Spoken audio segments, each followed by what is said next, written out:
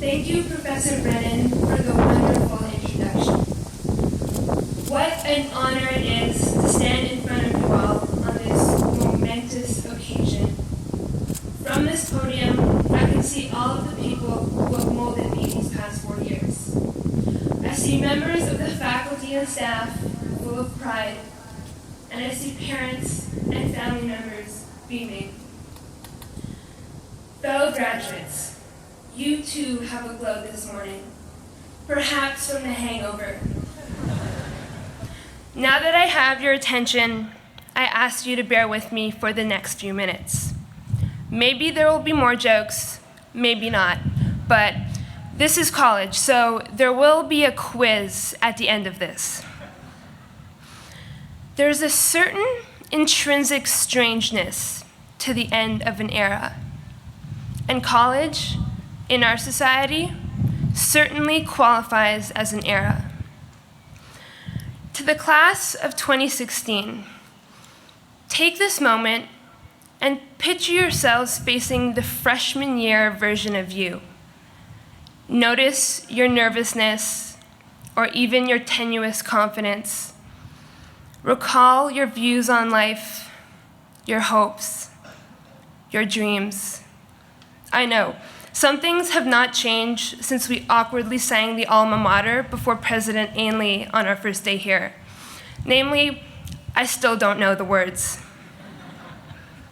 That being said, I ask you to recognize that although you are looking at this reflection of yourself, this is not a mirror image. What a strange feeling.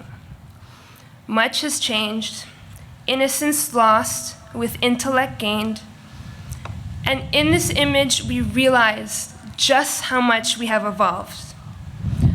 I have so much to tell freshman year me, and so do you, about the heartbreaks, the all-nighters, the unforeseen epiphanies, the overwhelming course loads, and all the moments where we felt the opposite of lonely. In using the term opposite of lonely, I think of an essay written by Marina Keegan, a Yale English major whose life was cut too short a few years back. The opposite of loneliness was the title of her last essay, and the opening sentence reads, "We don't have a word for the opposite of loneliness, but if we did, I could say that that's what I want in life." This sentiment comes back to me because that's what I have here at Union. I may not have a GPA that grazes 4.0, a healthy sleep schedule, or a job locked down for next year, but I am the opposite of lonely. You and I have made lifelong friends.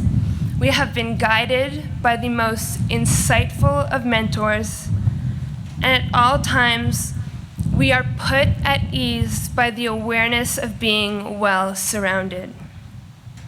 What we have realized over the years is that Union is what you make of it, and you and I have truly made it our home. Tomorrow, we approach the very extremities of the Union bubble, and with our pens as swords, we pop it. While some people describe Union as a microcosm of society, I am much more inclined to describe our college as a utopia. Where else could you leave your laptop and your open wallet unattended in Wold Atrium for half a day to find it right where you left it? Hence the term real world, because Union is, in so many ways, a utopic vision of the world beyond the bubble. This year alone, we were enlightened by Neil deGrasse Tyson and Cornel West. We are currently constructing a new visual arts building, and we finally got Chet's back.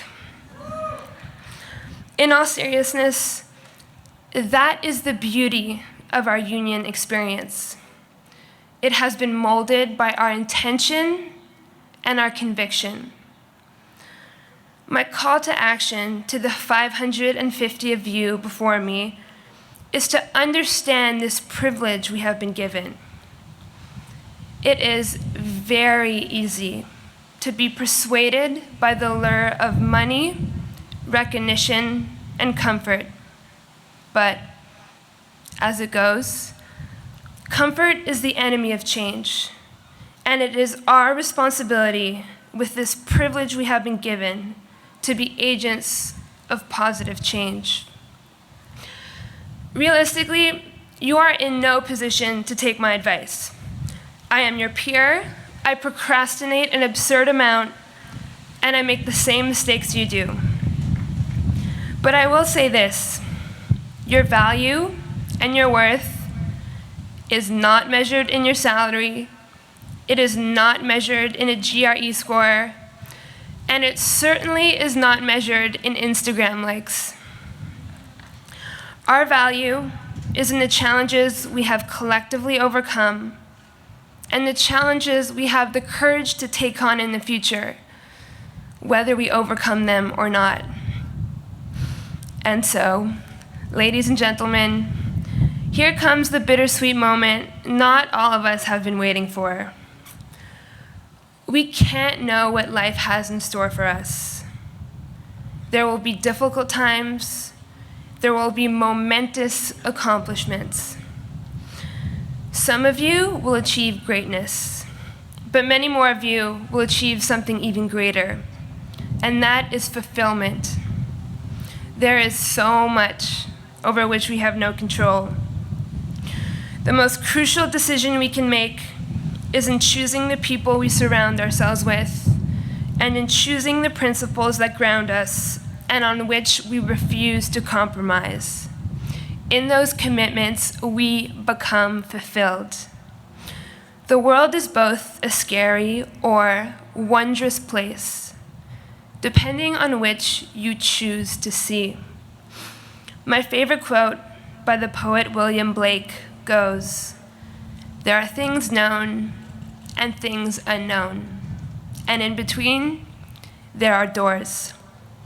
If I am to leave you with any words to live by in choosing which doors to open and thus which realities to discover, they are the following: be courageous and be kind. And of course, graduates, my favorite people in the world, congratulations.